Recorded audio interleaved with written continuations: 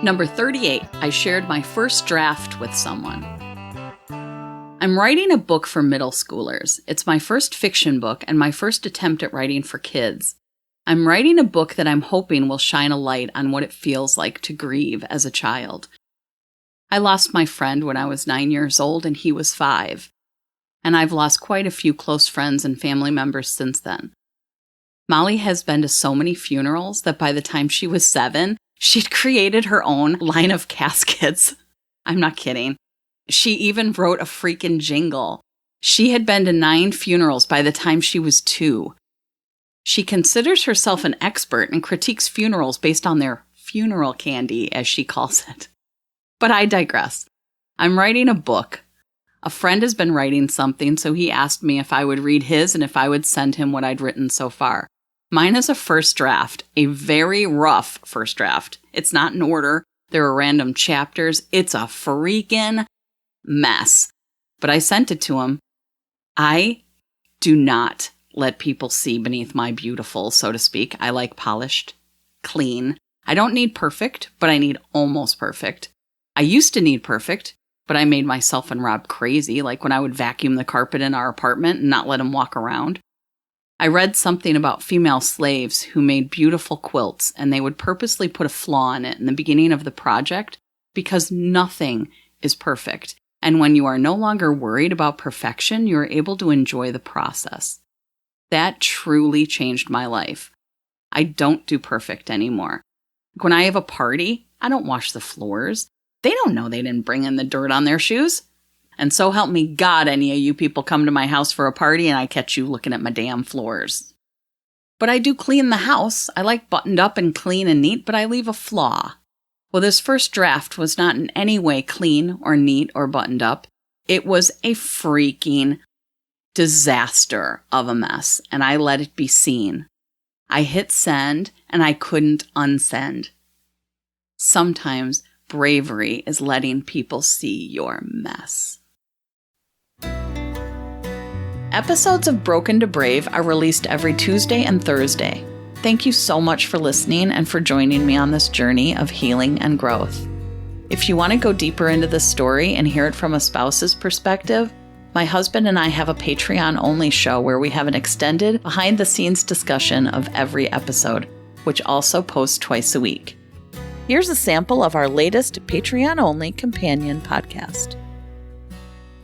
So for me, to when I think about grief, I've had a lot of various griefs in my life and lots of mourning for various things. And you've lost friends.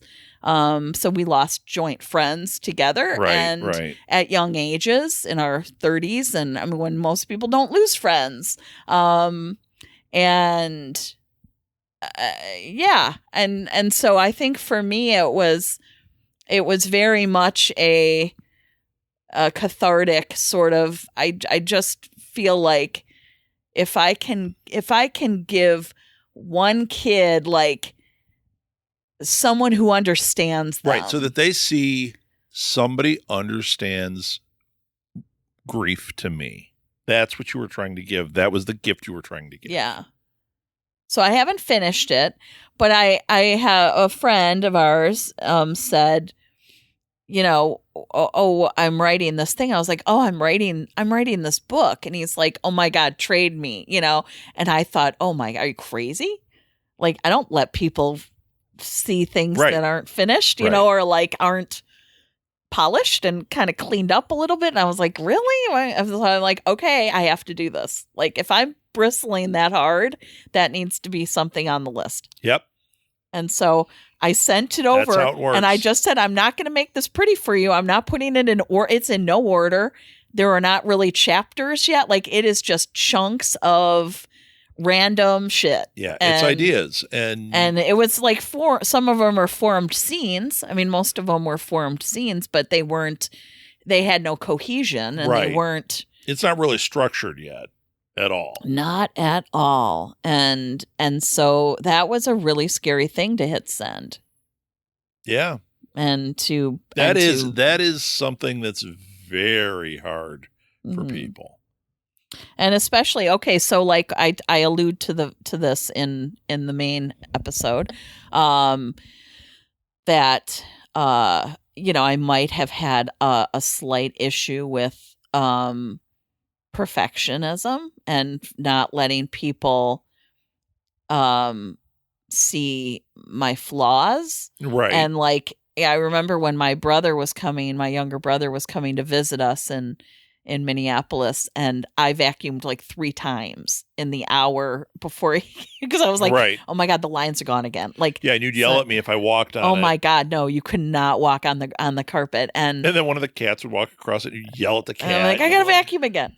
And for a 20-something who gave a crap about someone's house, like he didn't care what it looked like. He wouldn't have noticed. It could have been on fire with feces thrown everywhere, and he'd have been like, all right, you got a fire. Yeah.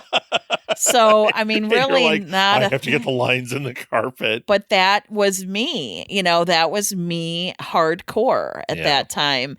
And I really, really loved that thing about the quilts, because having that the flaw freed me. I mean, it truly, to this day, I remind myself of it all the time, that you put the flaw in on purpose. And because nothing is perfect, there is no such thing as perfection.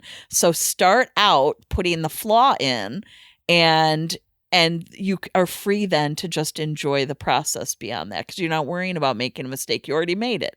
Yeah. It's out of the way. And that was absolutely the single most defining lesson of my life, I think.